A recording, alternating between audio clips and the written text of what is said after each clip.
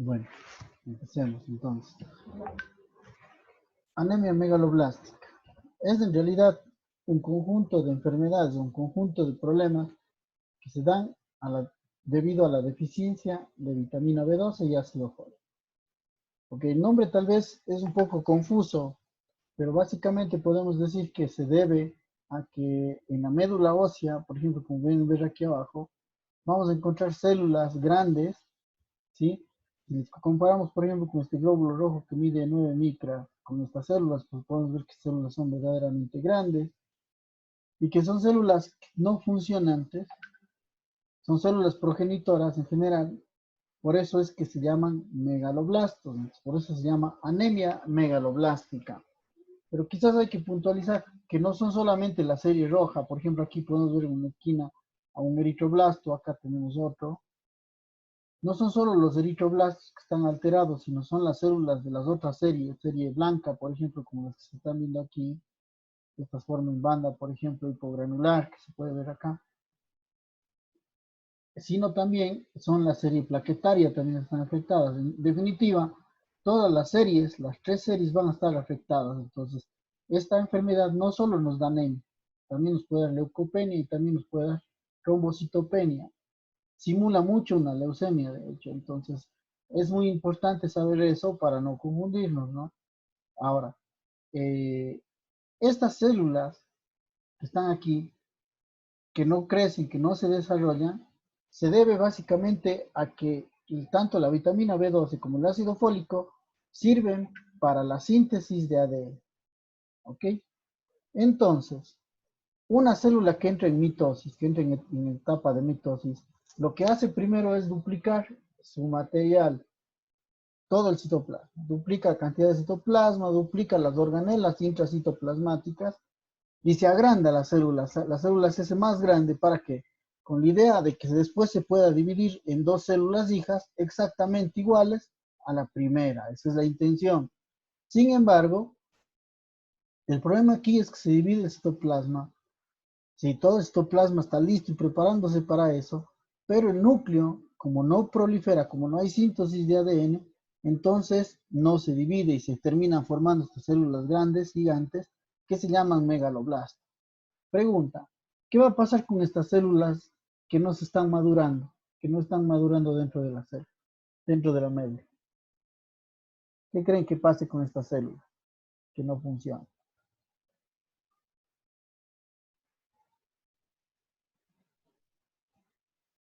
Terminan en el vaso, ¿no? O sea, Verá que no salen de la médula, estos no van a salir de la médula.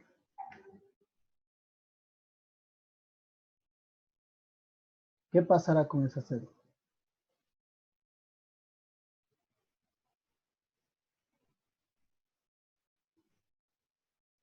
¿Qué creen ustedes?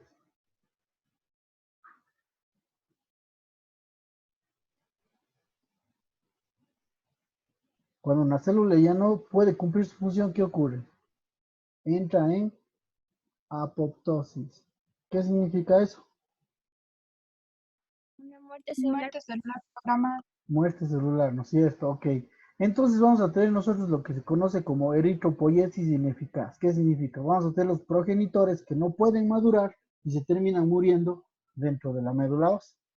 Ahora, si yo tengo aquí un eritroblasto, ¿sí? Este eritroblasto no madura para formar glóbulos rojos y este eritroblasto se rompe dentro de la célula y ha muerto y libera su contenido hacia afuera. ¿Qué es lo que voy a tener como signo adicional? ¿Qué contenido tienen las células normalmente en el interior? Un glóbulo rojo. Cuando se rompe, ¿qué se libera hacia la sangre? la, Mm, La hemoglobina, ¿no? La hemoglobina se transforma en ¿qué cosa?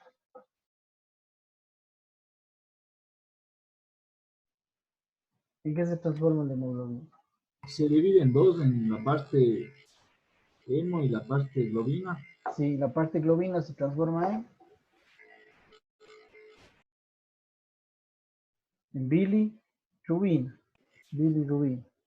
Estos pacientes, ¿qué signo pueden tener? Aparte de esto. Ictericia. Ictericia, pueden tener ictericia, ¿no es cierto? Además, dentro de las células existen una serie de enzimas que también van a salir a la sangre y se van a elevar. Una de las más características de las enzimas que se elevan en la muerte celular, de todas las células me refiero, no solo a los glóbulos rojos, es la deshidrogenasa láctica. Deshidrogenasa láctica entonces se eleva en sangre en respuesta a la muerte celular. Mire, yo voy a tener un cuadro que simula una hemólisis. Bilirubinas elevadas, deshidrogenasa láctica elevada, y se debe básicamente a eritropoiesis ineficaz. ¿Ok? Esto es lo que vamos a hacer con estos pacientes. Ahora, hay que diferenciar otros cuadros. Comúnmente se ha utilizado o se cree que es sinónimo anemia perniciosa, se confunde mucho con anemia megaloblástica. No es lo mismo, para nada es igual. Una causa de anemia de deficiencia de vitamina B12 es la anemia perniciosa. Pero es una de las causas, no podemos ponerle como sinónimo de anemia megaloblástica. Además existen signos o datos de neuropatía, ataxia, alteraciones cognitivas y demencia que suele verse en los pacientes con deficiencia de vitamina B12, que también es importante tener en cuenta, no solamente anemia, sino también otros datos, como en este caso neurológicos, que puede presentarse en estos pacientes. Sigamos. Ahora, por fin, ¿cuál es el metabolismo de la vitamina B12 y el ácido fólico? Nosotros tenemos que normalmente cuando ingerimos algún alimento, el proceso de la digestión se inicia ya en la boca. En la boca nosotros ya podemos dividir y separar la vitamina B12 y el ácido fólico de los alimentos. ¿Sí? Ahora, como son estas moléculas, el ácido fólico, este amarillo, y la vitamina B12, estos dos requieren, los dos sirven para la síntesis de ADN. Sin embargo, ¿qué es lo que pasa? Todas las gérmenes que estén en la boca, todos los microorganismos necesitan esos mismos ácido fólico y vitamina B12 para funcionar. Entonces ellos compiten con nosotros para poder tener esa vitamina B12 y ácido fólico que les hace falta. De esta forma, entonces el cuerpo dice, no, yo tengo que hacer algo para que no me roben la vitamina B12 y el ácido fólico. Y lo que pasa es que se forman entonces moléculas que acompañan a estas sustancias para evitar que sean degradadas por otros microorganismos. Por ejemplo, en la boca, ya cuando se separa la vitamina B12, se une a su transportador que se llama transcobalaminasa 1. Esta transcobalaminasa 1 acompaña la vitamina B12 y, en cierto modo, también al ácido fólico y llega hasta el estómago. En el estómago, el pH gástrico hace que se separe finalmente la vitamina B12 del ácido fólico. Y tenemos vitamina B12 también de la transacobalaminasa, y tenemos vitamina B12 que se queda sola. En las células parietales del estómago se va a producir una sustancia que se conoce como factor intrínseco de Castle.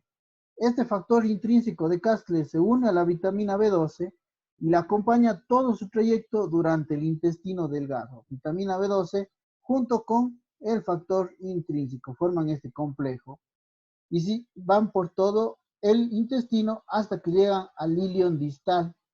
En el ilion distal, nosotros en la parte apical de la célula del enterocito se encuentra un receptor que se llama cubilina. Este receptor llamado cubilina agarra a la vitamina B12 y hace que mediante consumo de energía, mediante consumo de ATP, hace que se introduzca dentro de la célula la vitamina B12 junto con el factor intrínseco. Entonces, se separa el factor intrínseco a un lado, la vitamina B12 por otro, y finalmente termina en la sangre. En la sangre, esa vitamina B12 se une a otro transportador que es la transcobalaminasa 2 y termina en el hígado. Y en el hígado se almacena, ¿sí? Más o menos una cantidad aproximada de 5 miligramos. Ok, ¿quedó claro esta parte? ¿Alguna pregunta del metabolismo, de la absorción del ácido fólico? Perdón, de la vitamina ¿Puedes B12. repetir, Doc, por favor? Ya, no es muy difícil, verán. Decimos que de la boca ingresa la vitamina B12 junto con su transportador, transcobalaminasa 1. llega al estómago y en el estómago por efecto del ácido clorhídrico se separa la vitamina B12 y se une al factor intrínseco que se produce en la célula parietal. Luego, el complejo formado por el factor intrínseco más la vitamina B12 viaja todo el trayecto del intestino hasta llegar al ilion distal. En el ilion distal, la cubilina, que se encuentra en el vértice apical del enterocito, hace que se introduzca esta vitamina B12 al interior de la célula. Ya dentro de la célula se vuelve a separar del factor intrínseco la vitamina B12 y continúa su camino a la sangre, donde se une con la transcobalaminasa 1, perdón, transcobalaminasa 2, para terminar en el hígado. Ok, ¿alguna pregunta de esto?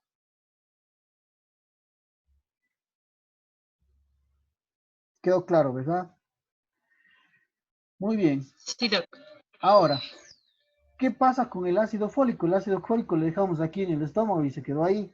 En realidad el ácido fólico no hace mucho, ya solamente pasa al duodeno y en el duodeno se absorbe. Pero lo interesante es que la absorción del ácido fólico requiere que se junten 4 moléculas de ácido fólico. Es decir, no se absorbe una molécula sola, sino cuando están en 4. O sea, en forma de metil tetrahidrofolato. El metil tetrahidrofolato, acuérdense, son 4 ácidos fólicos que se van a introducir a la sangre y terminan después en el hígado y más o menos exactamente igual se necesitan 5 miligramos que se encuentran almacenados en el hígado del producto de la absorción del ácido fólico. ¿Quedó claro esto? Del ácido fólico. Si no, recuerden, se absorbe en forma de metil tetrahidrofolato. Ahora, la vitamina B12, ¿en dónde la encontramos? La vitamina B12 se encuentra en alimentos de origen animal, es decir, las carnes. Fíjense, otra vez hablamos de las carnes como fuente fuente de este nutriente que es la vitamina B12. Y es muy importante considerar esto. Más o menos cuando llevamos una dieta equilibrada, más o menos nosotros recibimos entre 5 a 10 microgramos por día, que es una cantidad bastante importante. 5 a 10 microgramos es más que suficiente para cubrir las necesidades. Ya vamos a ver cuáles son las del organismo. La absorción, 75% de la vitamina B12 se absorbe por este mecanismo, transporte activo, a través de la cubilina. Pero tenemos un 1% de ese mecanismo que lo hace por difusión pasiva o difusión simple. ¿Qué significa eso, difusión simple?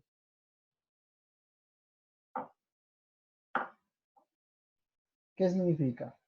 Que no tiene proteínas transportadoras. Ya, que difunde de un lugar de mayor a menor concentración.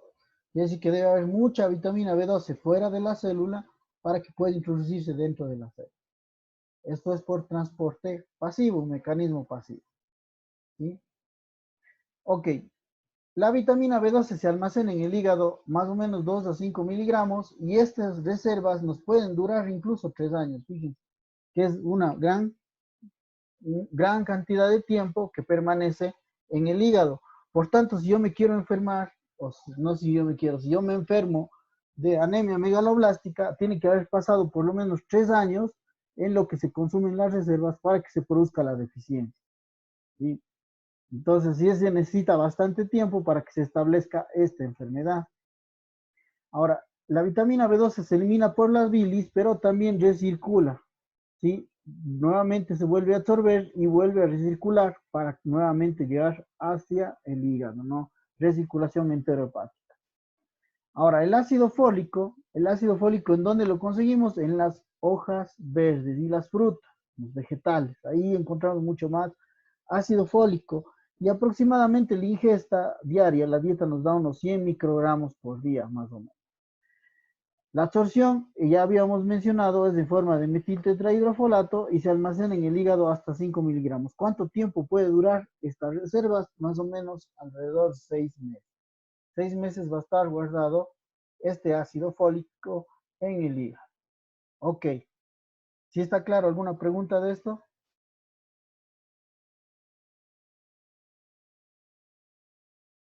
Bueno, vamos a continuar. Ahora, ¿qué es lo que pasa ya en el interior de la célula? ¿qué es lo que hace vitamina B12 y el ácido fólico? Fíjense, aquí estamos nosotros viendo cómo se producen estos ciclos en donde el ácido fólico es uno de los componentes principales para sintetizar ADN. Y mientras que la vitamina B12, ¿qué es lo que va a hacer la vitamina B12? Nos sirve como cofactor. ¿Qué significa esto de cofactor? Ya habíamos hablado de cofactores.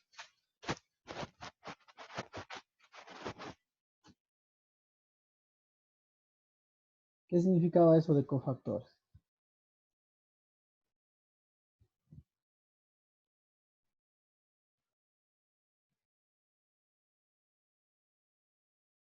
¿Qué era un cofactor? Si bien no se acuerdan de la coagulación, hablamos mucho de cofactores. ¿Qué hacía un cofactor?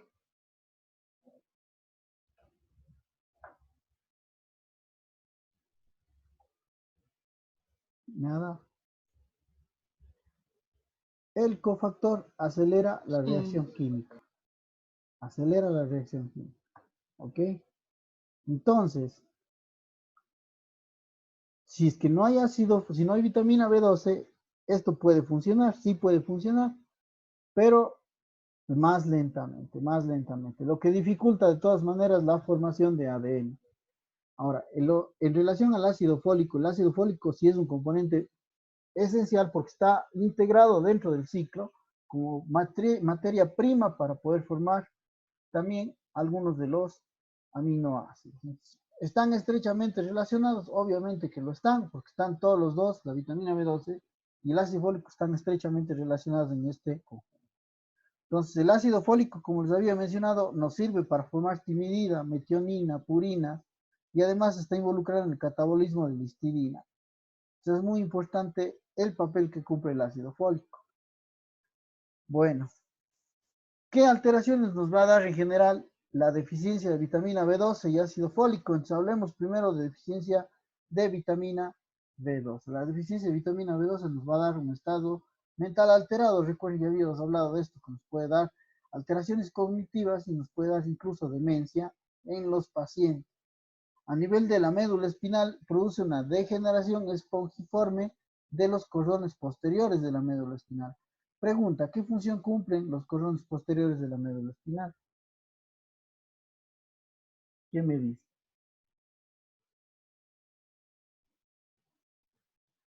Son sensitivos. Ya, son sensitivos. ¿Qué clase de sensibilidad es la que llevan?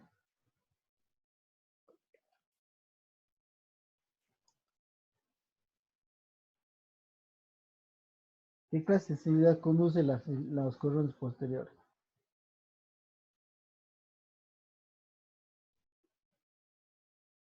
Es la propioceptiva. Eso, sensibilidad propioceptiva, de posición, de vibración. Ese tipo de sensibilidades son las que llevan los cordones posteriores.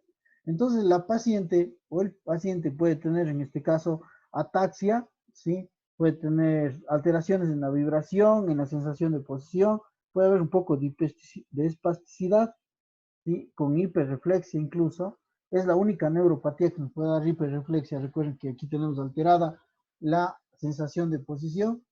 Entonces, incontinencia y otros problemas nos puede dar también esta alteración. A nivel de la médula ósea, vamos a tener una médula ósea hipercelular. Recuerden que las células son grandes y vamos a tener lo que conocemos como eritropoiesis ineficaz. Entonces vamos a tener, si es que las células están muriendo, vamos a tener células grandes, las que salen hacia afuera, y vamos a tener anisocitosis muy frecuente, vamos a encontrar hipersegmentación de los neutrófilos y vamos a encontrar leucopenia o trombocitopenia. Recuerden, incluso pancitopenia podemos encontrar en estos pacientes debido a la alteración que se produce por la deficiencia de vitamina B12 y ácido fólico. Se eleva la deshidrogenasa láctica, se eleva la bilirrubina. Eso es bastante frecuente que ocurra en estos pacientes. Ya habíamos hablado previamente de eso. Vamos a tener también atrofia óptica, anosmia, pérdida de la sensibilidad del gusto. Vamos a tener anormalidades en crecimiento y desarrollo de los niños. Hay retardo del crecimiento y vamos a tener infertilidad en las mujeres. Obviamente la lengua de fresa es bastante frecuente en estos pacientes. Ahora, puntualizar algunas situaciones. Requerimientos de folato, 400 microgramos al día. Y en las embarazadas se incrementa hasta 600 microgramos al día. Pregunta, ¿cuánto nos daba la dieta de folato en general? 100 microgramos. Sí, 100 microgramos. Significa que pues nos vamos a quedar rápidamente sin los requerimientos necesarios. ¿Sí? Rápidamente vamos a tener entonces deficiencia, sobre todo en las embarazadas. Eso explica por qué siempre tenemos que suplementar ácido fólico a las embarazadas. Requerimientos de cobalamina, fíjense, de 1 a 2.5 microgramos. ¿Cuánto nos daba la dieta de requerimiento? ¿Cuánto nos aporta la dieta de la vitamina B12?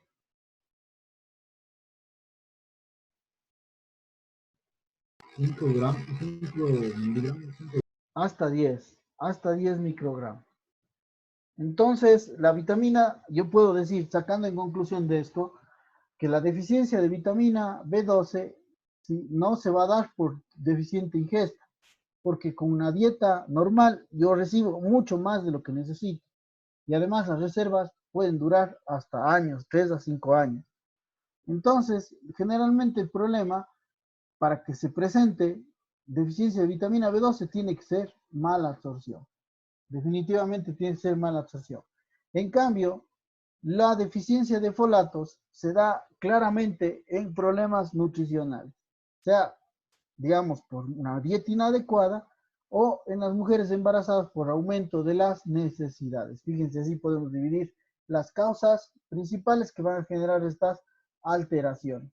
Y un último punto, es importante dividir esto. La anemia es inversamente proporcional al deterioro neurológico. Es decir, si el paciente tiene muchos datos neurológicos, generalmente no tienen anemia o la tienen muy leve. Y si el paciente tiene una anemia severa, generalmente no tiene datos neurológicos. Todavía no sabemos por qué. Los pacientes hacen más problemas neurológicos y otros hacen más problemas sanguíneos, pero lo que sí no se presentan juntos. Siempre es más uno que el otro. Siempre predomina uno sobre el otro. ¿Alguna pregunta de esto?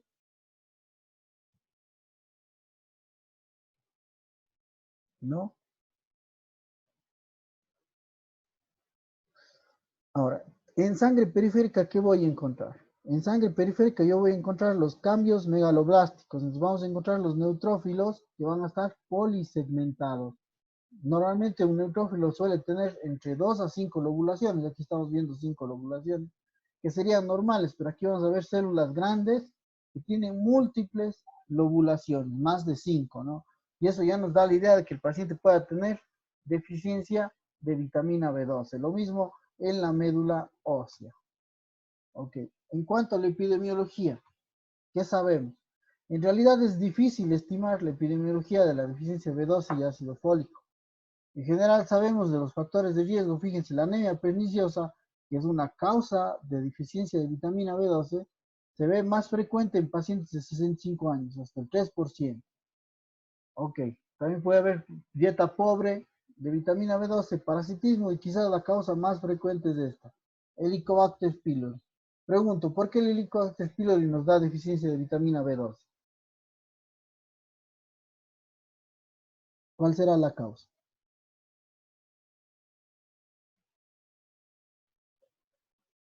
¿Qué dicen ustedes? ¿Cómo el bicho del Helicobacter pylori me va a dar problemas?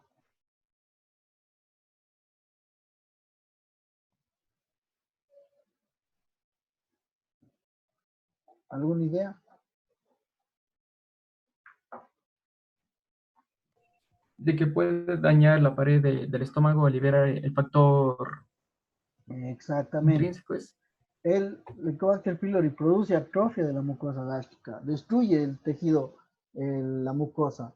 Entonces, si está destruyendo las células de la mucosa, pues va a destruir las células que producen el factor intrínseco, es decir, las células parietales. Y esto, en consecuencia, nos va a traer deficiencia de vitamina B12. Recuerden que la deficiencia de vitamina B12 se da no se da por deficiente ingesta, sino más bien por mala absorción. El Helicobacter pylori nos va a provocar mala absorción de la vitamina B12. Igual hablando de cirugía gastrointestinal, en caso de pacientes que hacen gastrectomía, por ejemplo, o los pacientes que hacen cirugía bariátrica suelen tener también estos problemas. En pacientes con infecciones como tuberculosis y VIH también se incrementa mucho el riesgo de esta enfermedad. Prevalencia sabemos que es desconocida, sabemos que la anemia perniciosa es 2 a 3% en ancianos, aunque este puede incrementarse hasta el 30% en personas mayores de 80 años. Esto quizás como dato interesante. Vamos a tener más anemia perniciosa en pacientes más viejitos. Embarazo y lactancia, pues también puede ser, dependiendo de dónde estudiemos, muy diferente. Fíjense, este estudio dice que en Turquía tienen hasta menos del 10% de prevalencia de deficiencia de vitamina B12, y en cambio en India hasta más del 70% pueden tener esta deficiencia de vitamina B12.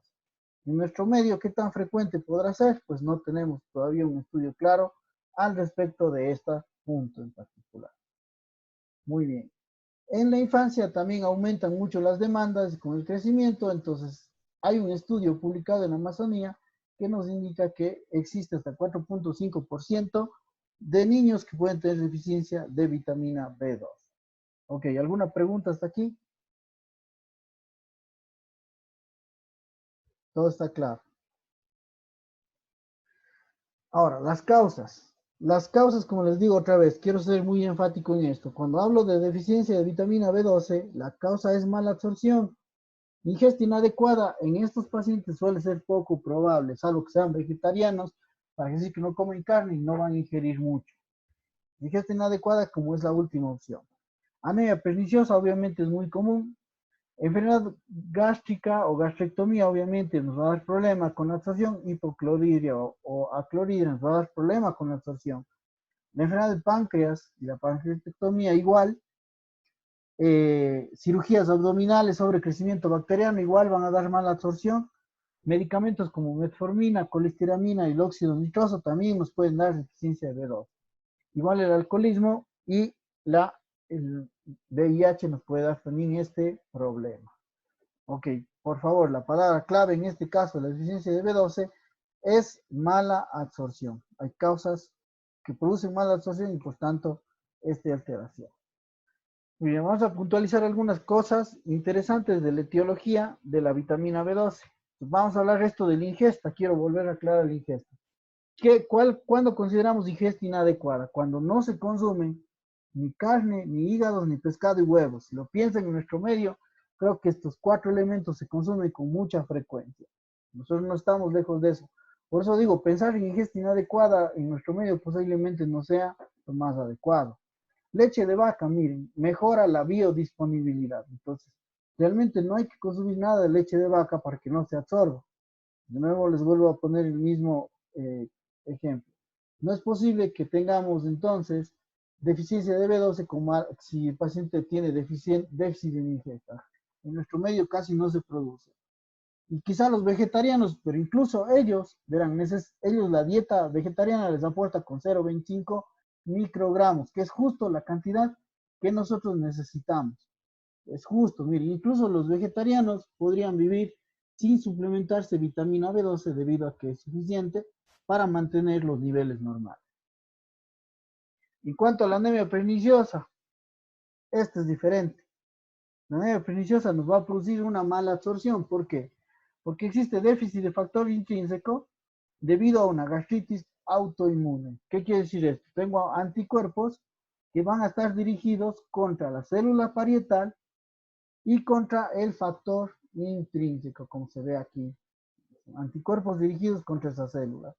Entonces, generalmente para hacer el diagnóstico de esta enfermedad solicitamos o necesitamos ver atrofia de la mucosa gástrica, no solo por endoscopía, sino en biopsia. En biopsia nos tiene que mostrar que hay atrofia de la mucosa. Tenemos que encontrar anticuerpos antifactor intrínseco o anticuerpos anticélulas parietales.